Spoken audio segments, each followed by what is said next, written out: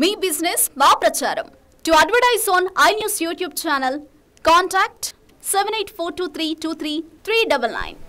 సిద్ధం అంటూ అట్టహాసంగా ఆరంభించిన వైసీపీ సభ సూపర్ సక్సెస్ అయిందని హుషారు మీదున్నారు ఫ్యాన్ పార్టీ నేతలు. ఇదే ఊపులో రెండో సభను కూడా అదరగొట్టాలనుకుంటే అమాంతం వాయిదా వేసుకున్నారు. ఏలూరు సభను పార్టీ ఎందుకు వాయిదా వేయాల్సి వచ్చింది? సభ వాయిదాపై పార్టీలోనే డిఫరెంట్ టాక్ నడుస్తుందా? ఏర్పాట్లు సిద్ధం కాలేదా? ఇంకేదన్నా కారణముందా?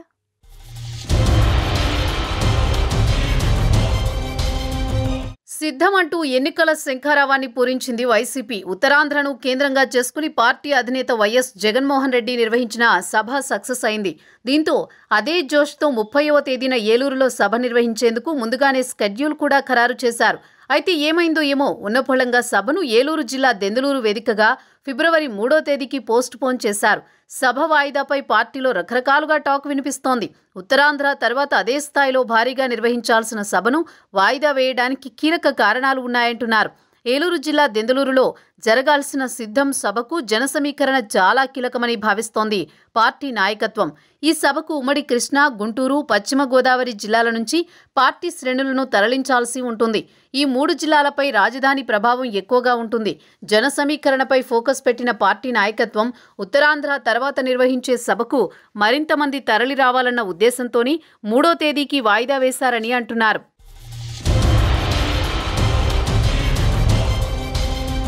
ఉత్తరాంధ్ర సభ తర్వాత 3 రోజుల్లోపే తక్కువ సమయంలో సభ పెట్టి అనుకున్న స్థాయిలో జన సమీకరణ జరగకపోతే అభాసుపాలు కావాల్సి ఉంటుంది. అందుకే కాస్త ఆలస్యమైన ఫిబ్రవరి 3న సభను పెట్టుకుంటే జన సమీకరణకు తగిన సమయం దొరుకుతుందని భావించింది పార్టీ నాయకత్వం.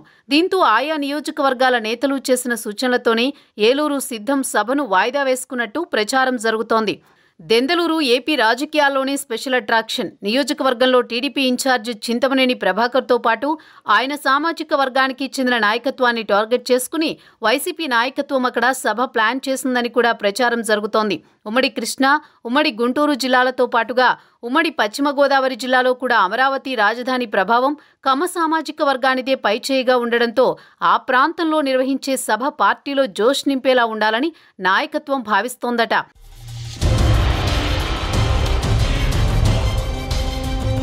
మరోవైపు సీఎం జగన్మోహన్ రెడ్డి స్కెడ్యూల్ కూడా బిజీగా మారింది.